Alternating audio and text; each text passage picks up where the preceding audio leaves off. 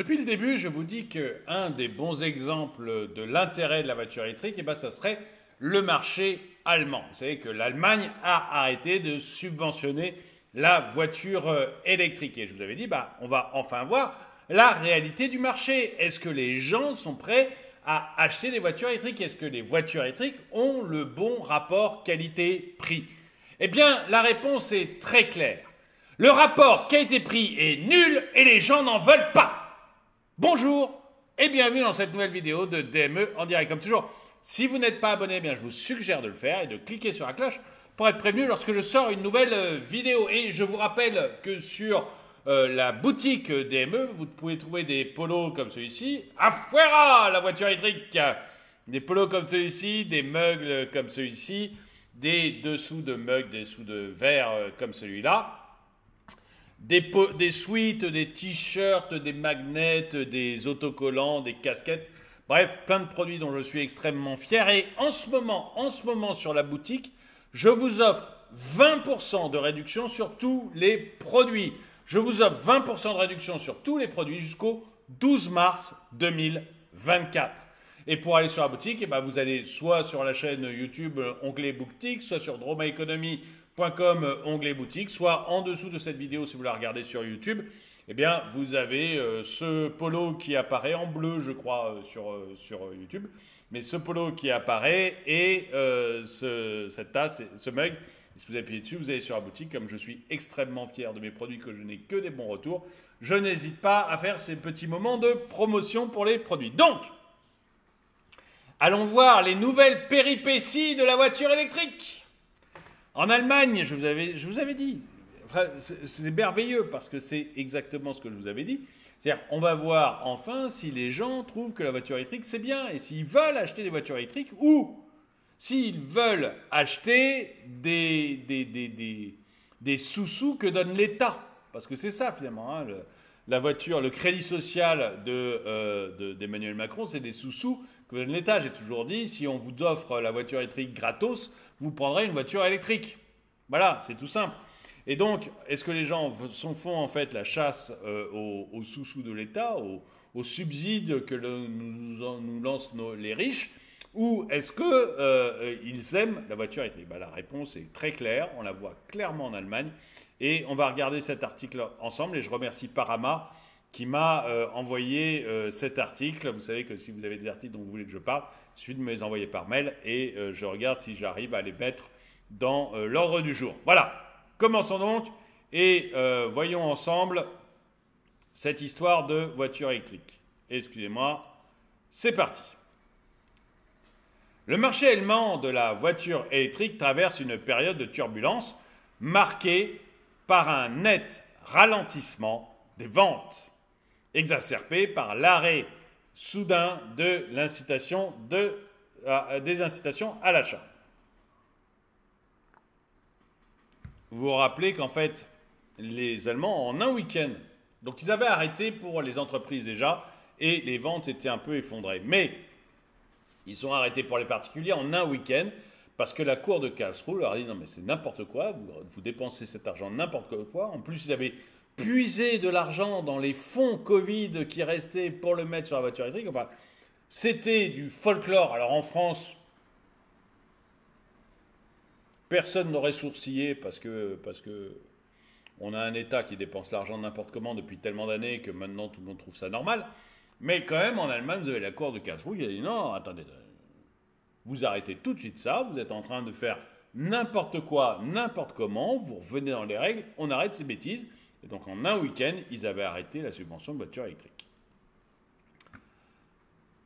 Les chiffres récemment publiés révèlent une diminution significative du nombre de véhicules tout électriques mis en circulation, accentuant ainsi les défis auxquels est confronté le secteur. En février, sur un marché où les nouvelles immatriculations ont enregistré une croissance modeste de 5,4%, les voitures électriques n'ont représenté qu'une part de marché de 16,2%, 12,6%, je deviens dyslexique moi, 12,6% en baisse par rapport à la moyenne de l'année précédente. Cette tendance à la baisse est particulièrement perceptible avec une diminution de 15,4% du nombre de véhicules électriques mis en circulation par rapport à la même période l'année précédente, selon les données de l'Agence fédérale pour l'automobile, la KBA. Cette contraction du marché est largement imputable à l'arrêt abrupt des incitations à l'achat décidé en décembre dernier par le gouvernement d'Olaf Scholz confronté à des contraintes budgétaires. Cette décision a été un coup dur pour le consommateur et les constructeurs qui se sont retrouvés privés d'un élément clé de soutien à l'adoption des véhicules électriques. Mais ce qui montre qu'en fait, ils ne sont pas adoptés par la population, ils sont juste offerts par l'État. Constantin Gall, expert du cabinet EY, donc c'est un très gros cabinet d'experts comptables EY, souligne que le marché, mais très gros et mondial, hein, c'est pas l'expert comptable de votre ville, hein, c'est gigantesque, souligne que le marché des voitures électriques a clairement reculé, anticipant une aggravation de la situation lorsque les réductions de prix temporaires prendront fin en avril. Actuellement, en effet, certains constructeurs offrent des remises importantes sur leurs véhicules électriques afin d'atténuer la fin des incitations d'achat, mais ces mesures sont destinées à être limitées dans le temps. Alors ça, j'en avais parlé aussi dans une vidéo. Quand l'État allemand a décidé d'arrêter les aides aux voitures électriques, vous avez notamment Volkswagen et il me semble que c'est Stellantis. Il me semble que c'est Stellantis et Volkswagen qui ont dit, bon ben nous, on va donner des aides jusqu'à fin mars. Et enfin, il y en avait un, c'était fin mars, l'autre c'était fin avril, je ne me rappelle plus, enfin, dans ces eaux-là.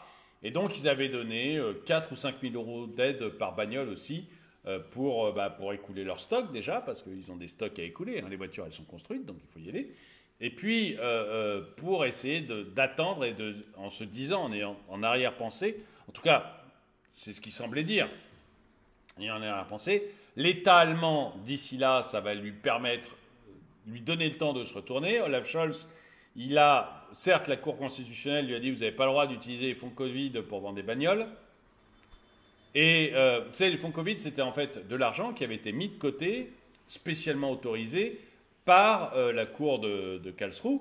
Et donc, l'idée, c'était, on a une période Covid, on ne sait pas combien de temps ça va durer, tous les États ferment dans tous les sens, il y a des vrais problèmes pour l'industrie. On fait un fonds de réserve allemand, et comme ça permettra de tenir le temps qu'il faut tenir. Bon. Et je le fais rapide, mais c'est un peu ça l'idée. Et donc, ils n'avaient pas dépensé l'intégralité du fonds Covid. Et donc, ils se sont dit, hop, on le prend maintenant, le Covid c'est fini, plus personne n'en parle, plus personne ne veut se faire vacciner, plus personne, enfin bon, bref, tout le monde s'en fout maintenant. C'est un peu la réalité, hein, je suis désolé, mais maintenant tout le monde s'en fout. Donc, on va mettre cet argent maintenant sur la voiture électrique. Vous voyez, le nouveau sticker, je pense bien, c'est la voiture électrique. Et donc, ils ont mis cet argent là-dessus, et là, la Cour leur a dit, non, terminé, vous n'avez pas le droit. Donc, effectivement, ils ont eu un problème financier, et enfin budgétaire, ils ne pouvaient plus dépenser d'argent. Donc, en un week-end, ils ont arrêté leur bêtise. Mais Volkswagen et, il me semble encore une fois que c'est Stellantis, Volkswagen et Stellantis ont dit, attendez, on va quand même, le gouvernement est quand même bien pensant au maximum. Olaf Scholz, c'est quand même le champion du monde de l'écologie bien pensante. D'ailleurs, c'est pour ça que son pays est en train de s'effondrer. Et on est sûr qu'il va trouver une nouvelle solution. On va lui laisser un petit trimestre, on va lui laisser un petit peu de temps pour qu'il trouve une solution pour financer nos voitures électriques. Et donc, ils ont mis cet argent de côté seulement. Pour l'instant, il n'y a pas de solution de rechange qui est arrivée. Et les constructeurs, ils ne peuvent pas offrir 4 000 ou 5 000 euros sur chacune de leurs bagnoles pendant une éternité. Donc, ils vont devoir arrêter les aides qu'ils donnent à leurs bagnoles. Et si l'État allemand ne reprend pas la main, les ventes vont s'effondrer, mais énorme. C'est-à-dire que là, ça baisse déjà, juste parce qu'on est passé de 7 000 euros d'aide donnée par l'État à 5 000 euros d'aide donnée par Volkswagen. Vous vous rendez compte que quand ça va passer des 5 000 euros d'aide de Volkswagen à zéro, ça va être sanglant. Ça va être sanglant.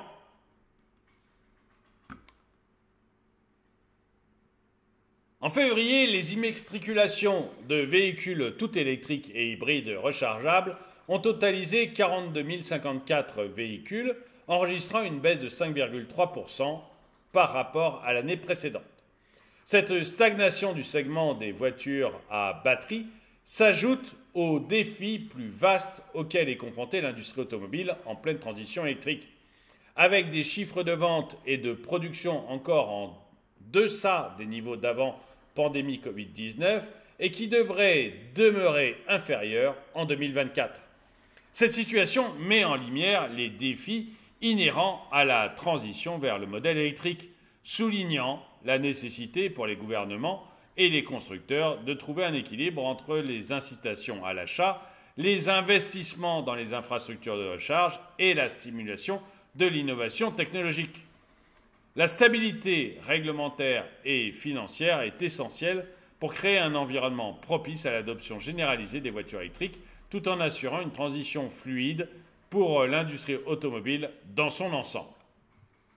Et c'est vrai que si l'État arrête de subventionner, on voit que les ventes s'effondrent et les constructeurs, bien sûr, ne peuvent pas passer comme ça du stop and go, parce que les usines, elles ne poussent pas comme ça, c'est des gros investissements et c'est compliqué à gérer. Mais moi, je ne comprends pas cette volonté, que je trouve un peu folle, hein, je vais être honnête, d'aller absolument vers l'électrique et de perdurer malgré que l'on voit que le consommateur n'en veut pas. J'ai fait d'autres vidéos où on voit que les berlingots de Peugeot sont en chute libre. Les ventes sont en chute libre depuis qu'ils n'ont qu'un moteur électrique, à tel point que Peugeot est obligé de repasser au diesel et que c'est le diesel qui remonte et que l'électrique, personne n'en veut. J'ai fait des vidéos sur Sixt, sur Hertz, sur les gros loueurs de voitures qui ne veulent plus entendre parler d'électrique. Parce que ça ne marche pas, parce que les clients n'en veulent pas. J'ai fait des vidéos sur d'autres constructeurs, Renault, Volkswagen, les constructeurs américains, Mercedes récemment, Audi, qui abandonnent l'électrique, enfin qui disent l'électrique, mais les clients n'en veulent pas. Je ne comprends pas cette obstination des États à nous faire acheter des bagnoles dont nous ne voulons pas. J'aimerais bien qu'on m'explique. Est-ce qu'un État est fait pour choisir à ma place ma bagnole? Je trouve ça hallucinant, je ne comprends pas. Ça coûte des milliards, mais des centaines de milliards. Ça coûte un pognon de dingue, de dingue.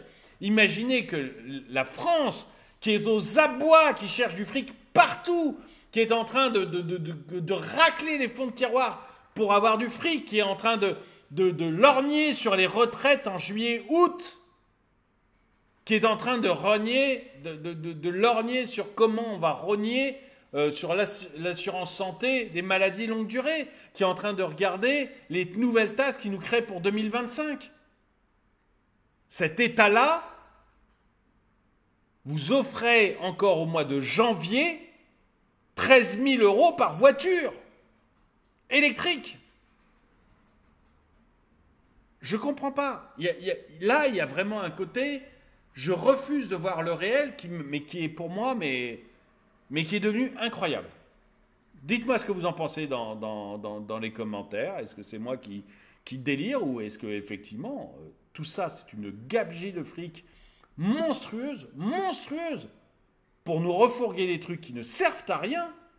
Encore une fois, même si toutes nos voitures deviennent électriques, j'aimerais bien savoir en quoi ça va sauver la planète. Donc des trucs qui ne servent à rien, à des prix complètement délirants, sur nos impôts. Je sais pas, dites-moi ce que vous en pensez. En tout cas, merci d'avoir regardé cette vidéo. Mettez-lui un pouce vers le haut, commentez-la, partagez-la. Merci à tous ceux qui soutiennent la chaîne. Et moi, je vous dis à très bientôt.